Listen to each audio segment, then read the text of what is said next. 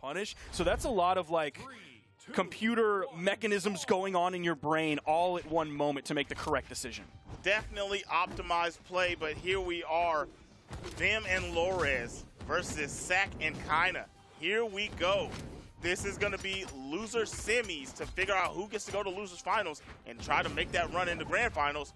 Kyna losing the stock already. No, the save off of the chase dodge.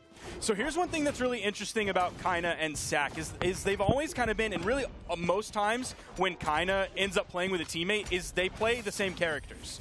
Double Bodvar team, we saw the double Akuma earlier today. Now we have a double Teros, which is interesting because we aren't seeing too much Hammer being the choice for a lot of different players. Yeah, the Hammer is definitely not a big-time choice as of late, and I understand it's gotten some work over, right? But it's still really good. Either way it goes, nice down signature from SAC to get that stock out of there, and the blue team still in the lead, but Vim in danger. Nice chase, though. Wow. Figured out what position he was in, figured out which position his opponents were in, and really just turned that into that excellently placed recovery taken off the top. Blue team is definitely going to be in the lead here in a pretty good spot, even though they're staring down the barrel at 2 Teroses on a very small map. Like this is a 1v1 map that has all of a sudden been turned into a 2v2 map, and you're going up against 2 Teroses. You're not afraid. You're controlling the space. You're in the lead. You're finding early KOs, and you're not getting KO'd early. That is a good look for the blue team, but this can turn around quickly. Look at them both on red, and Kyna has been swinging that axe.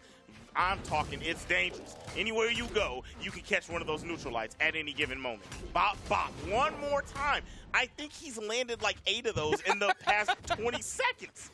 It has been a lot of them. They have been effective. You saw we've seen a couple follow-ups that probably should have been hits that ended up being misses. I don't know if they've just been waiting and they need a little bit of warm-up time, but some of the follow-ups have been a little bit slow, a little bit lacking. Now we end up having a 2-stock versus 2-stock game, but it's Kyna with 2 stocks to his name and then 1 each on V3m and Lores.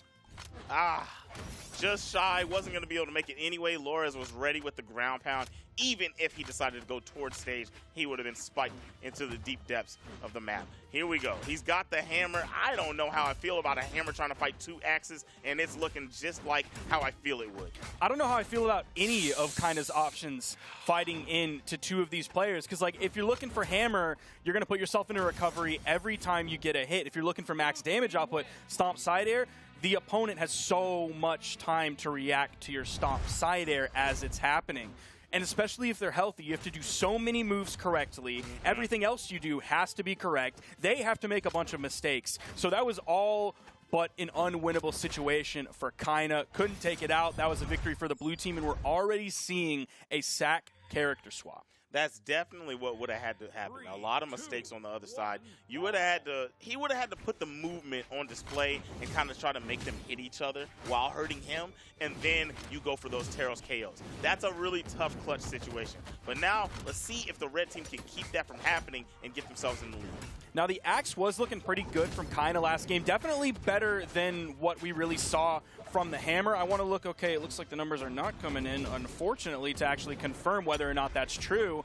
But the hammer, normally I would say go for the Bodvar. Yep. But since the hammer wasn't necessarily working last game, maybe you don't go for the Bodvar. Maybe you stay on this. Maybe you swap to another axe character if you're Kyna, because I feel like the Teros stuff that you would do when you're playing Teros wasn't really a game changer here. No, not at all. And it was crazy because they were playing Teros very well. Yep. The axe was going to work. Like you said, the hammer wasn't really putting on the show, but Kyna's axe was crazy, and SAC was doing a great job of following up with him, and they were getting good damage. But look at this, off the side of the stage, SAC gonna lose the stock. Sayer from Vim almost got Kyna, but wow, no chase at all. Neither player of blue team went over there to secure that stock, and now we have Kyna putting in work, almost able to get Lores off the right side, but he gets Vim right before losing this first stock. We'll see, Neutralite comes out, yo! Getting a little bit greedy with that turnaround down signature, hoping he could catch a grounded approacher with that little scoop that reaches down. didn't end up landing, led to a punish and the stock loss for Lores when they're already behind. It's 4 stocks to 3, definitely in favor of the red team. Definitely in favor of the red team at this moment. Look at their stocks. We already have Lores on 1. You've got Vim over there doing some work right now, but sitting on red, especially right after getting hit by that. Almost, yeah, about 2 more hits. One more hit, big and side that's air. the stock. Nice! Didn't clean. quite lead to the KO. I think it might have been a little bit too far to the right of the stage. When you send it those like upper 45-degree angles, that's essentially like the furthest vector that you can possibly send to a blast zone. So usually if those don't have a lot of strength on them, they can be tough to KO with unless you built up a ton of damage on your opponent. Definitely, definitely. But it was still a really good look. Absolutely. Lores is out of there. Yep. I was going to say Lores is on high damage, but that's the stop. That's the end of it. Vim, going to have to try to hold this down, but look at this glass of water. It's a tall boy, ain't it? And he's trying to take a sip. Started off, took one big gulp, didn't choke on it just yet. Took a second gulp, didn't choke on it just yet. Vim is not quite coughing. We're seeing a lot of stomps coming out from Kyna. He's stomping the yard. I don't know how effective it's going to be, but we'll see if they can clean this one up. That was a interesting choice to follow up that high in the air. I'm going to tell you, he's definitely stomping the yard, and there goes Chris Brown. The movie is over.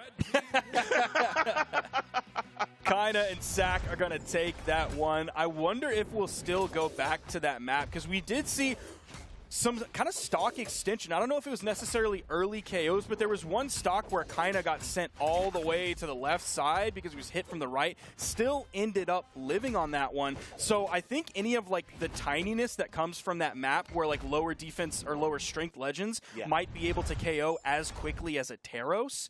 That didn't seem to come into play, so we might end up going to another stage. I didn't quite get a chance to see, and yes, we are going to another stage. I'm looking at this. I'm trying to see who this favors. I know Teros is going to have a good time with the hammer because you can play that upper level of that plat on the side and make some decisions from there. Okay. And I think that Teros is going to be able to make some good plays with his 2 different ground pounds with these 2 weapons, be able to come off or choose to do weapon throws off the top of that. So either way, I don't know. I don't know. This looks good. I think if we're talking about like extensions from the ground, like if you're on the main platform and want to extend your combo or your string onto the soft platforms, it's going to favor Axe, but it's also going to favor the spear that Lores is bringing to the table with this Bryn pick. If we're talking about extensions that start on the soft platform, if you pick up a D-Light side air on sword like SAC just did, might find KOs a little bit earlier. If you're raising that up on the soft platform, D-Light recoveries might KO a little bit earlier like we also just saw from SAC. Appreciate those 2 perfect examples of what I wanted to lay out there for everyone. I'm going to say, man, Sparky, go ahead and talk to these people, man. Educate them. I called you a professor yesterday. You didn't like it, but you're doing it right now. You're teaching. It's real easy when I have beautiful examples, textbook gameplay right in front of us. We are tied 1-1 in this set so far as we get in further into this game 3. Just about a little bit over a minute into this one. SAC, the only person still living on this first stock. Everybody else around the same damage. Kyna's taking a little bit more. That Axe sider from the wrong side of the stage isn't going to lead to an edge guard situation or a KO or anything like that. Getting back to the stage, hammer in hand, going to be looking to swing big. Did Kyna just do he did D-Light gravity cancel side light? Kind of just be going for some weird stuff, and that's why Kyna's my favorite hammer to watch. Not necessarily my favorite hammer to root for because some of the options are a little bit interesting sometimes. Yeah. But definitely my favorite hammer to watch. That was some good stuff. I like it. It makes it fresh, crisp. But here we go. Yeah, I'll tell you right now, it's not looking crisp for the red team. They are in danger out on the side of the stage. You're the one at the damage deficit, and you're still out there coming to party with them. Well, damage deficit, but not stock deficit. You are going to lose the stock of Lores, but Vim's still here, ready to party. Bam! I think SAC has picked up all 3 KOs so far, but Kyna, oh my goodness, taken out of the game very early compared to virtually everybody else. SAC still has 2 stocks. V3m still has 2 stocks. Lores barely even in yellow on this final stock. So this is going to be a very long, drawn-out grind for SAC. He's going to do his best. Every time he hits V3m gives him so much time to put damage onto Lores. That sword play was clean. Wow. They dipped. How low can you go? He threw out that ground pound and was like, yeah, that's all I'm willing to commit against SAC here. I don't want to get grabbed and sent down and get clipped and put on Twitter.com. Oh, see, okay, so you said they dipped as in they ran away. I thought you were talking about how he dipped low. No, man, SAC was the one dipping low down there. Yeah. He was singing Sweet and Low, Sweet Chariot all the way down there, almost off screen. All right, everyone down on their final stock.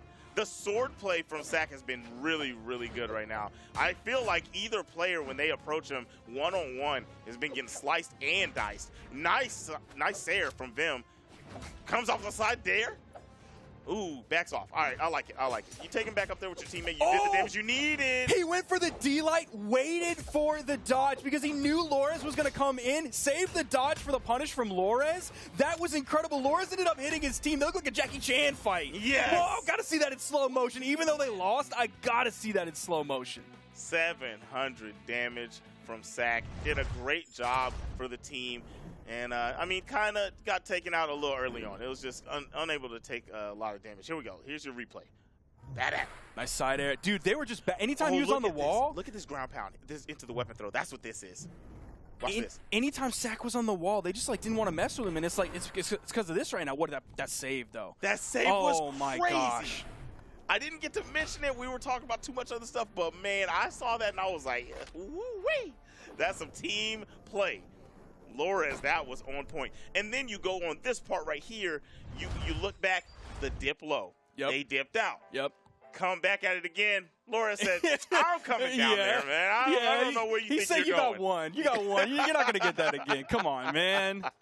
Wow, dude, kind of taken out of that game. Kind of basically lasted half of the game with 3 stocks, taken out so early from that. And we're going yet again to a different stage. We're seeing a soft platform, but this one's going to be a little bit higher, and it's only going to be 1.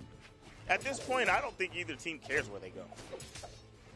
I would agree with you on that. You know, I think that's what's going on. I would agree with you on that. Given we've seen so many different maps in terms of like 2 soft platforms that are really towards the edge, some maps with tiny sidewalls, some maps with normal sidewalls, a small map, a big map, all over the place. Yeah, there's no reason to the rock is what I'm trying to get at. You know what I'm saying? You know what I'm saying. I know what you're saying.